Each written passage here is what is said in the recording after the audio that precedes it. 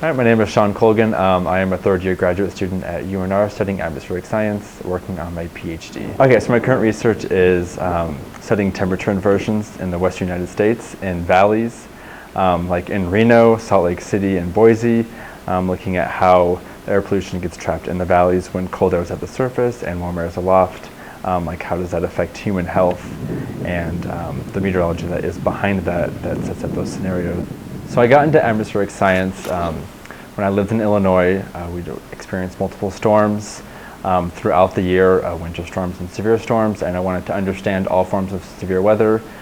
So there was a university near where my parents lived that I could go to and study meteorology, and then come to UNR to study atmospheric science, where I can broaden my expansion of meteorology and atmospheric science by doing grad school. So all my time at Western Illinois University as an undergraduate student, so friends and I would go storm chasing to gain a basic understanding of the meteorology at work and to also get some research data.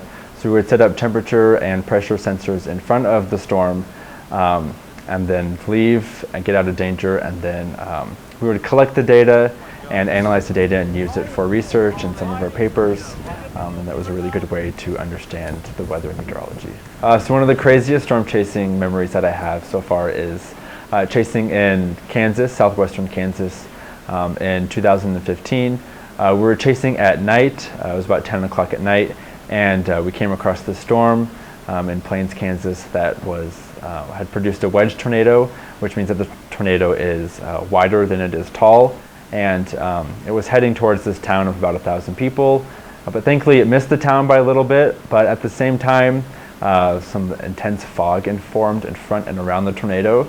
So it became a chase of staying as safe as possible while staying kind of near the tornado, except we couldn't really see the tornado just because it was enshrined in this fog.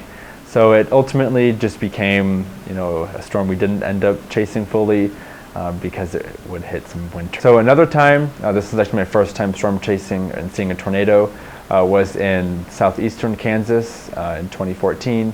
And we were sitting on the side of the freeway, watching the storm rotate.